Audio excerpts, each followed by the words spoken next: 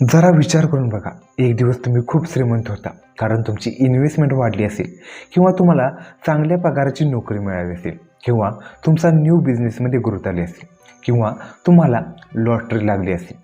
अशा वेळी जास्त चान्स असा असतो की तुम्ही तुमच्या फॅमिलीला किंवा मित्रांना गमावता. जे लोक फास्ट श्रीमंत होतात त्यांना पैसे कसे मॅनेज करायचे याची आयडिया नसते.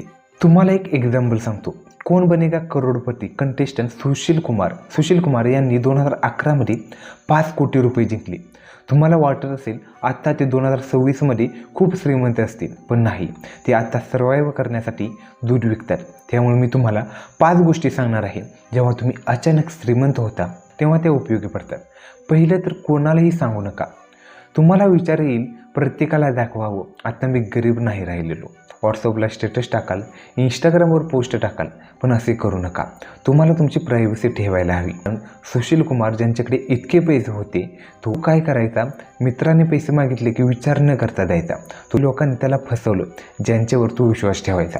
आता याला सिक्रेट कसं ठेवायचं, लोक तर संशय घेणार. तुम्हाला ज्या व्यक्तीवर विश्वास आहे त्याला फक्त तुम्ही सांगू शकता. तर काम करणे थांबवू नका.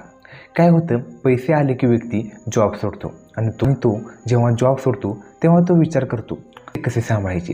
तो कोणताही बिझनेस चालू करतात ज्यांना त्याबद्दल माहिती नसते, त्यामुळे त्यांचा लॉस होतो. ते मला 1 वर्ष तर जॉब करायचा आहे आणि तुम्हाला वाटेल मी पैसे मॅनेज करू शकतो, तेव्हा तुम्ही जॉब सोडू शकता. कर्ज फेडा. काय होतं, तुम्ही विचार करता माझ्याकडे इतके पैसे आहेत, मी नंतर क्लोज करतो, पण ते लोन इंटरेस्टमुळे वाढत जातं. त्यामुळे तुम्ही पहिले क्रेडिट कार्ड, पर्सनल लोनसारखी जास्त इंटरेस्ट रेटची लोन क्लोज करून टाका. पैसे उधार देऊ नका. काय होतं, जेव्हा तुमच्याकडे पैसे येतात तेव्हा जे तुमच्या वाईट वेळेत नव्हते ते पण जवळ येतात, गोड बोलतात आणि तुमच्याकडे पैसे उधार मागतात. उद्या देतो किंवा 1 महिन्याने देतो, 1 वर्षाने पण ते पैसे देण्याची शक्यता नसते. तुम्ही पैसे सारखे मागून तुम्ही भिकारी होता. आणि वाईटही, ज्या व्यक्तीवर तुमचा विश्वास असेल त्यालाच पैसे द्या. आणि सगळ्यात महत्त्वाची गोष्ट, इन्व्हेस्ट वेगवेगळ्या प्रकारामध्ये करा. तुम्हाला ती अमाऊंट लगेच डबल किंवा वाढवायची असते. त्यामुळे काही लोक गॅम्बलिंग ॲपच्या बळी पडतात.